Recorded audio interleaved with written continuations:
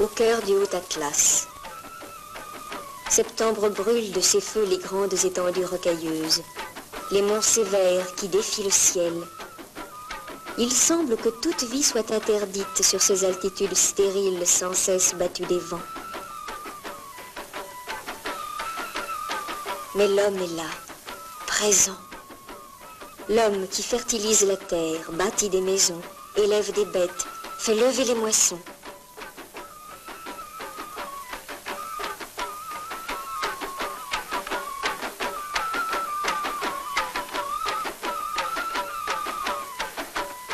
Tout ce que peuvent faire des mains habiles est là.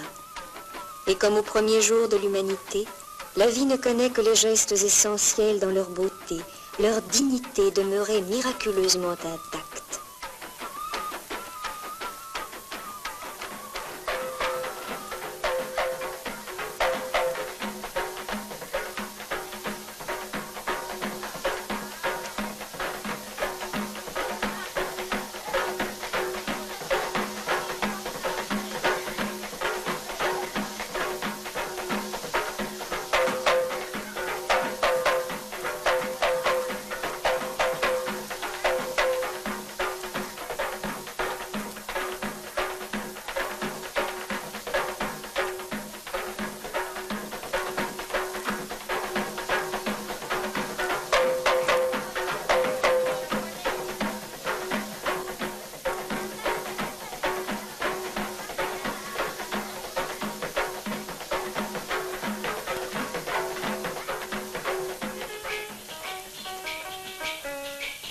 Aujourd'hui, c'est un jour exceptionnel à Inishil.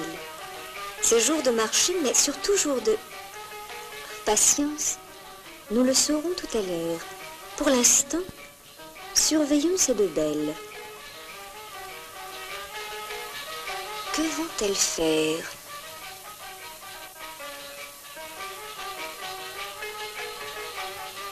C'est une séance de maquillage au grand air.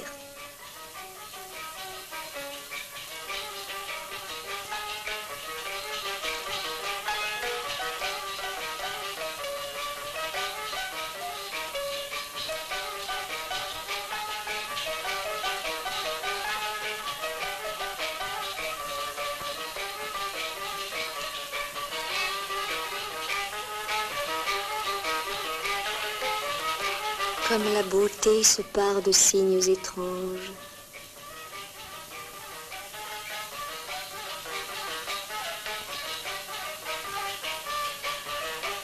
Ces signes, dont la signification est devenue aujourd'hui un mystère, remontent à la nuit des temps. Mais leur pouvoir n'a pas fini d'agir. Ces signes, ces gestes, disent la connivence avec les forces naturelles dans laquelle l'humanité vécut longtemps, très longtemps.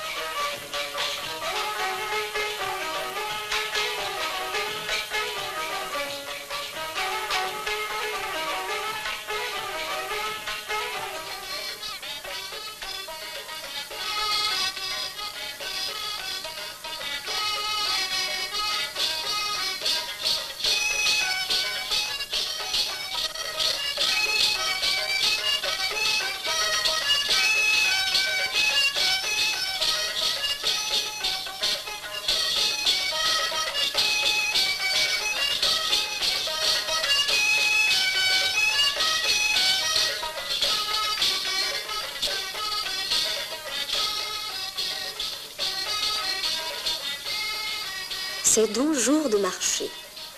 Tous, hommes et femmes, s'y rendent. L'affluence est grande. On s'étourdit de bruit, de discussion. Une poussière âcre vous prend à la gorge.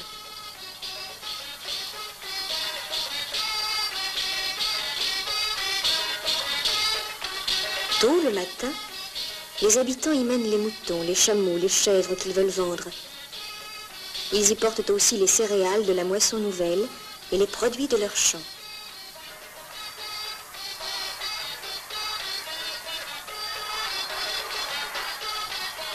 Les mêmes achèteront d'autres bêtes et feront emplette de ce qui leur est nécessaire.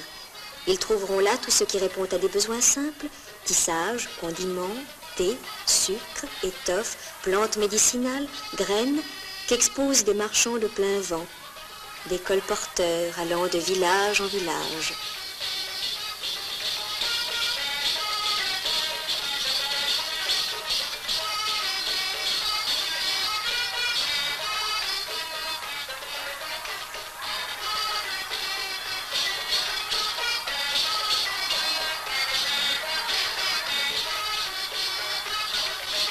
Pour l'achat d'une bête ou de toute autre chose, le marchandage est de règle.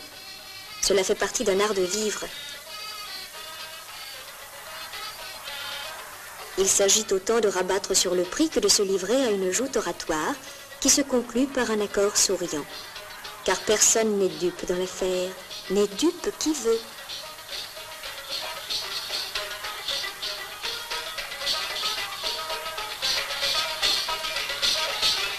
Doux philosophe, il attend son acquéreur éventuel.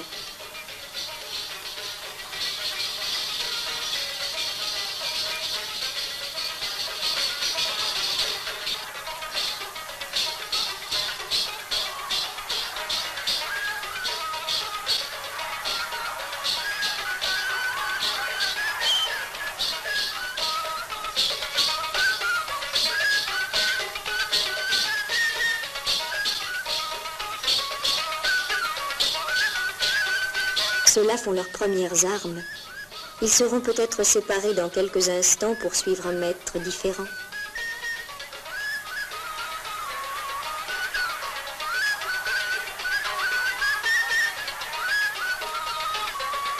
Marché conclu.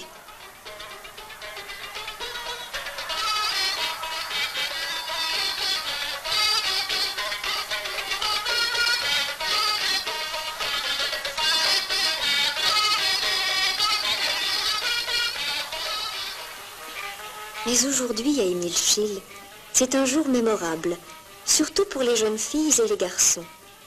Comme la belle de tout à l'heure, tous se sont préparés en prévision de la plus curieuse fête qui soit, le rendez-vous des fiancés. L'heure approche. Dernier préparatif. Et l'on y va, bonne chance.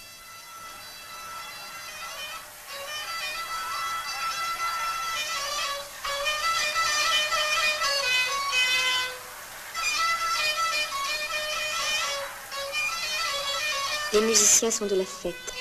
Ils chantent, dansent, jouent de leurs instruments, semant émoi et excitation dans l'assistance.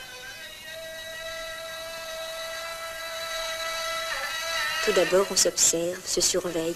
Comme partout, il y a des timides et il y a ceux qui n'ont pas froid aux yeux.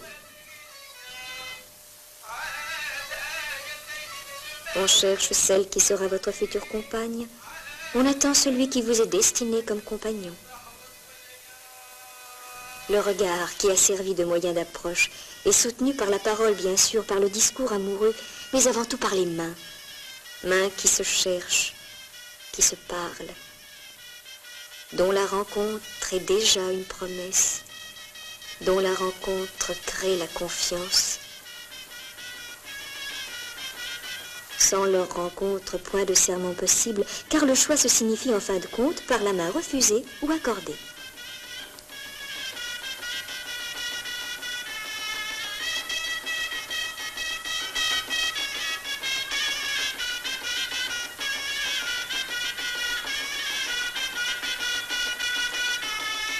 Au rendez-vous des fiancés, ceux-là ont eu rendez-vous avec le bonheur. Il est écrit sur leur front qu'ils se marieront dans l'année.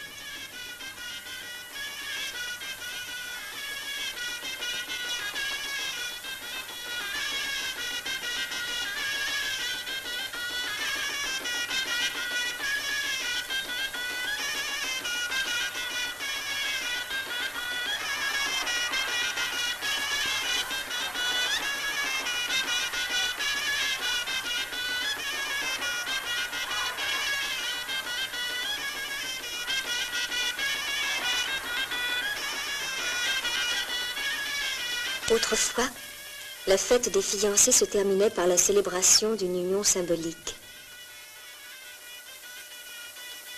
Un couple de fiancés était choisi parmi les premiers. Le garçon arrivait vêtu de blanc, tenant un pigeon blanc sur un cheval blanc, et la jeune fille, vêtue de blanc aussi, tenant une colombe blanche sur une jument blanche. Tous les jeunes du village les suivaient en chantant, jusqu'au moment où le cortège parvenait au sanctuaire. Mais là, seuls les fiancés élus étaient admis à pénétrer. Les portes se refermaient sur eux.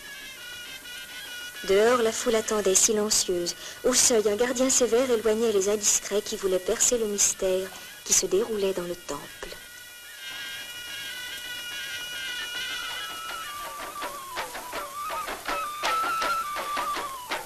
La fête des fiancés est finie. C'est le retour.